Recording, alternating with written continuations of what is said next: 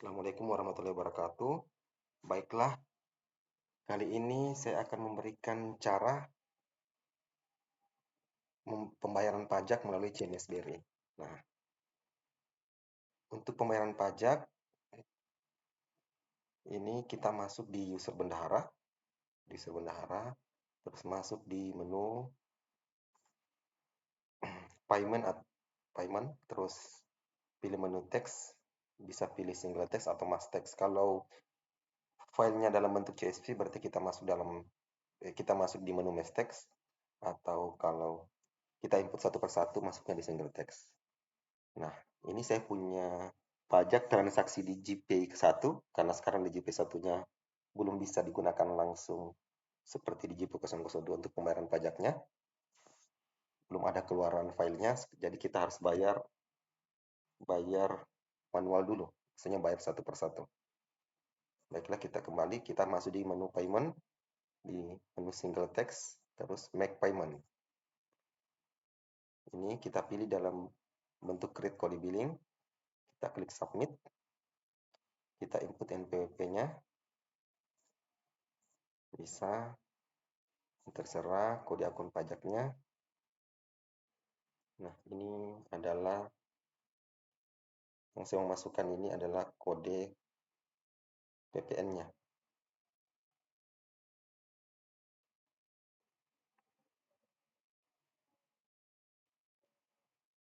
Kita masukkan kode pajaknya. Untuk PPN itu kodenya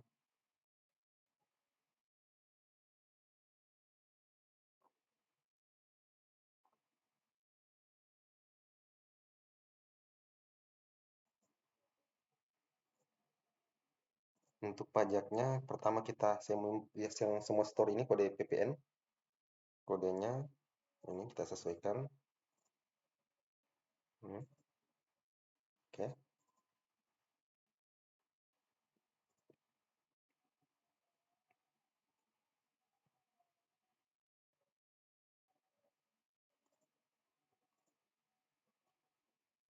Input kembali nomor NPWP-nya, uraiannya. PPN. Ini kita bisa lihat uraiannya.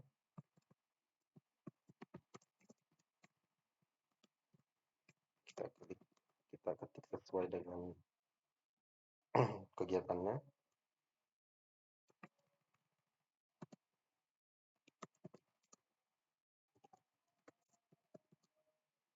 Ini masanya berarti pada bulan store-nya, bulan April. Oke.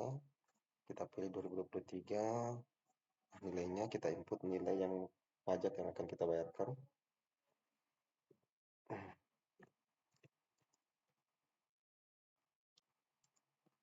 Ingat, cek kembali supaya saldonya tidak salah terdebet. Oke, kita pilih rekening yang akan didebet.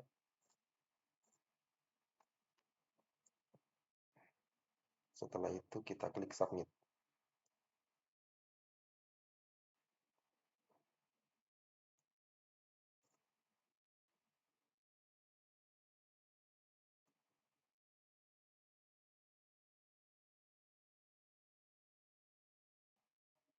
Oke.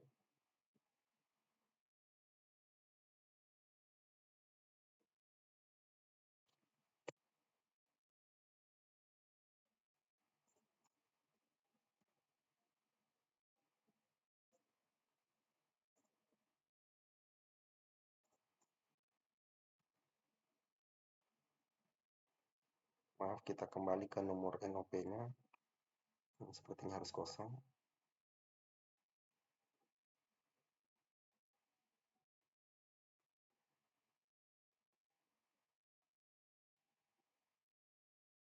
Nah, ini tampilannya seperti ini.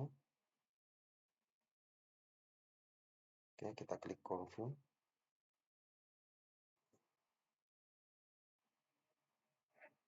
Oke, ini karena saya punya dua pajak, saya buat lagi satu. Karena saya punya ada PPN dan PPh-nya. Saya klik submit lagi. Input ini lagi. Ini adalah PPh pasal 22.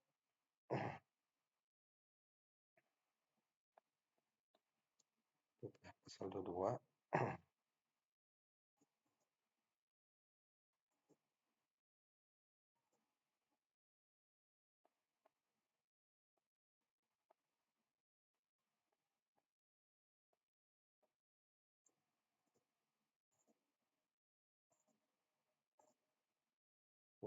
Kita pilih ini.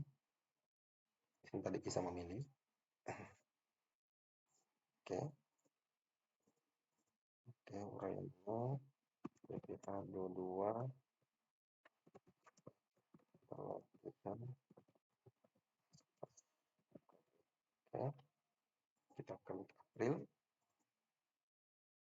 pilih tahun pajak, kita input lagi rupiahnya.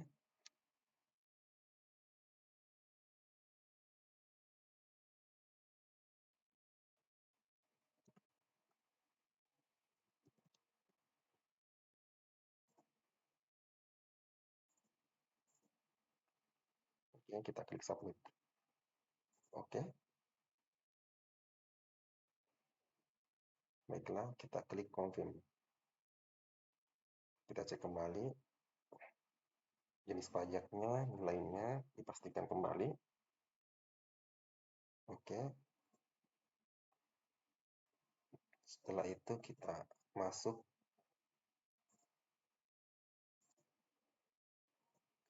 di user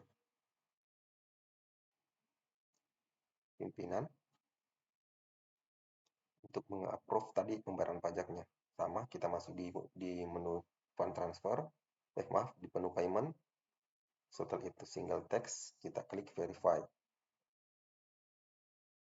Nah, ini tadi ada 2 pajak, ini bisa sekaligus, untuk approve-nya bisa sekaligus. Kita klik centang, kita lihat pajaknya, apa sudah cocok.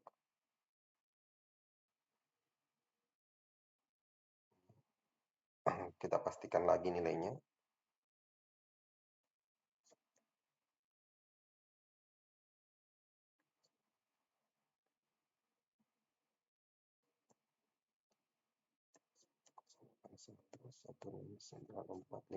Oke.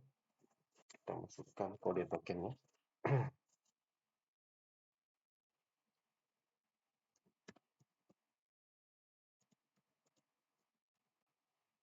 Oke, kita klik verify.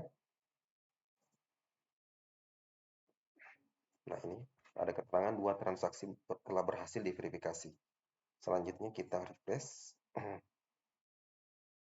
untuk melakukan verifikasi kedua. Ini sudah muncul di sini. Ini sambil menunggu tokennya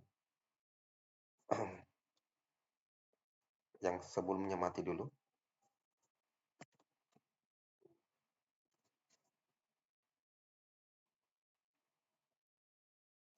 Jadi yang perlu ini apa namanya? Diperhatikan bahwa transaksi yang dilakukan secara non tunai, setahu saya, pajaknya juga harus dilakukan secara non tunai dan pembayaran pajak, pungut pajaknya harus dilakukan secara non tunai dan pembayaran pajaknya pun harus dilakukan secara non tunai.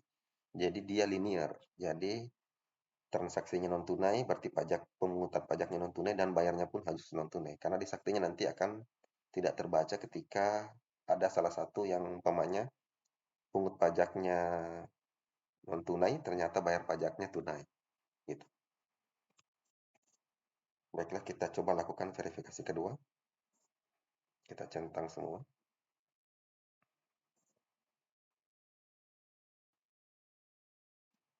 Ini.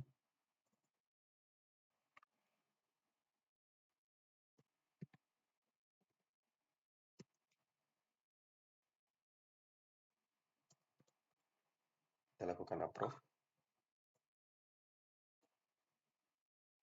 Ini.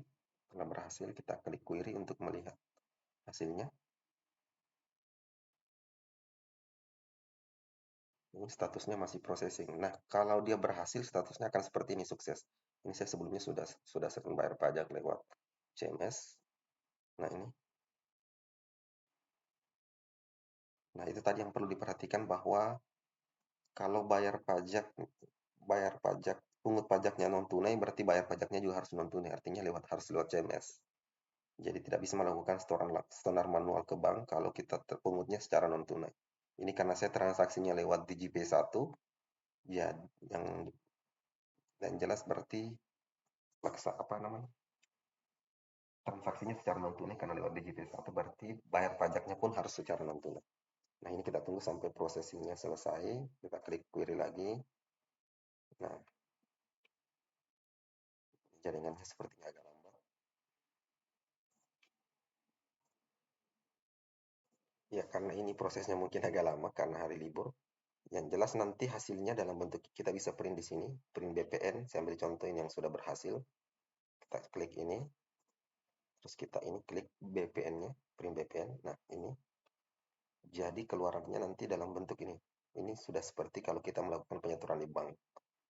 Ini hasilnya seperti ini.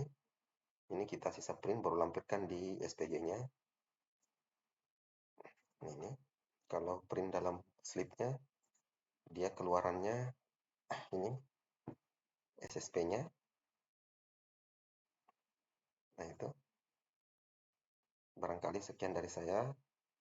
Assalamualaikum warahmatullahi wabarakatuh.